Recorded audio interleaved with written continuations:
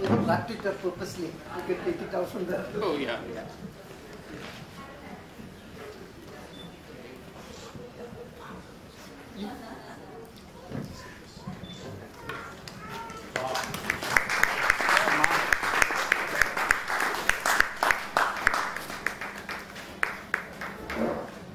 I've been, as part of the environmental movement in India for the last about 40 years, I've been doing a lot of firefighting. We're constantly in this mode of having to challenge so-called development projects like mining and dams and so on and so forth, of displacement of people, the destruction of ecosystems, wildlife, etc.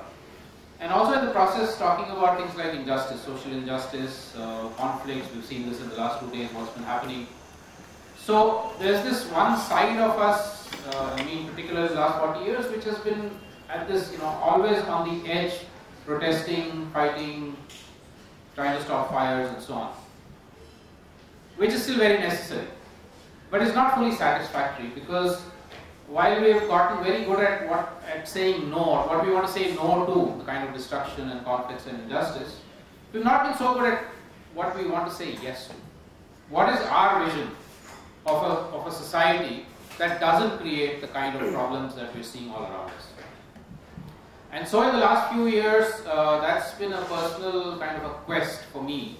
It's been something that's been driving me, it's a passion, that I want to spend the next 30 years, if I live that long, in the search for solutions, search for alternatives, search for pathways that could actually bring more justice, more sustainability, more sanity to this world.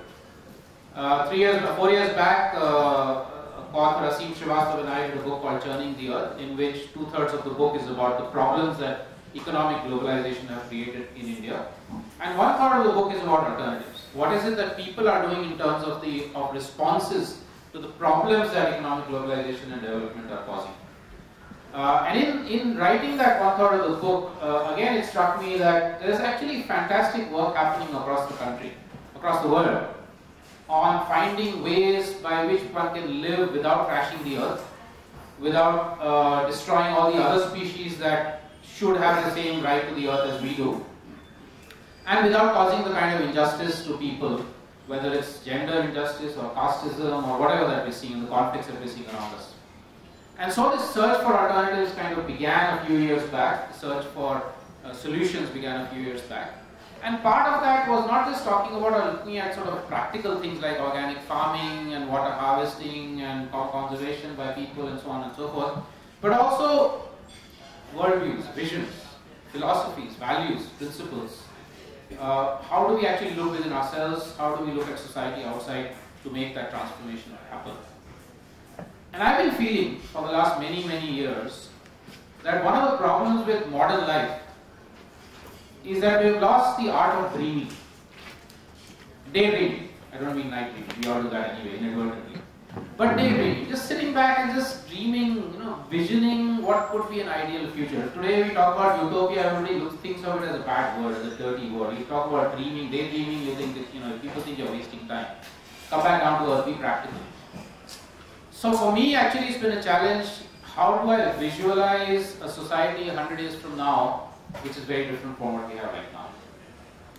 And so the idea that Joy and I came up with was, okay, can we put that same challenge to 40 very experienced people in India who are working on different issues, not just environment, which is my passion, not just water, which is Joy's passion, but across a whole range of things, whether it's health or education or gender or sexuality or governance or politics or power or whatever, and challenge them to actually do the same thing. Sit back for a bit, dream a bit, envision, and then maybe come back down to us and say, okay, how do we get there? How do we get to that ideal vision that we have, whether it's with any of these subjects, Dalits or Adivasis or religious minorities or whatever. I have to say that it's been an incredible journey. Sometimes very challenging, because all the authors did find it, and we have 4 authors here who we will introduce, found it very, very challenging to actually do that. Just sit back, reflect, and envision and dream. Because we're all caught up in, our day-to-day lives, constantly 24 by 7, trying to fight fires and respond to crises and so on and so forth. But eventually everybody's done that.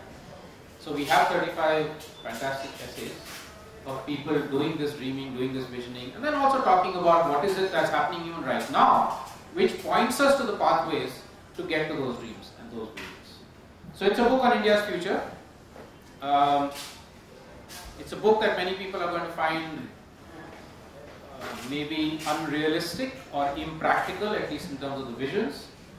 But I think for anybody who actually does go deeply into the essays and engages with the authors of what they've written, they'll find that it's not at all impractical in the sense that we can make that transformation happen. We've made many transformations happen in the last 100, 200, 300 years. We can make that many more transformations happen, even if today's world seems as if everything is doomsday. Yeah, you do that, yes. Yeah.